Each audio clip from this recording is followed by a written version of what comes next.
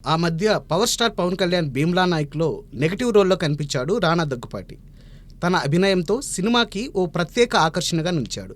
Cinema విజయంలో తన వంతు పాత్ర పోషించాడు. అలాంటి రానా త్వరలో మెగాస్టార్ చిరంజీవి కొత్త చిత్రంలో విలన్గా నటించబోతున్నట్లు వార్తలు వినిపించాయి.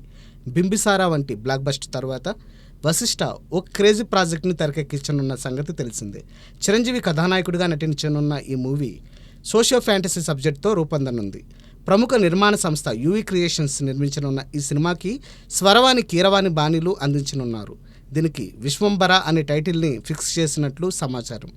కాగా ఈ చిత్రంలో మొదట ప్రతినాయకుడిగా రానా పేరుని పరిశీలించారట మేకర్స్. అయితే కాల్ షీట్ల సమస్య కారణంగా ఈ బిగ్ టికెట్ ఫిల్మ్ని వదులుకోవాల్సి వచ్చిందట రానాకి. దీంతో వశిష్ఠ అండ్ టీం మరో ఆప్షన్ చూసుకోక తప్పలేదు.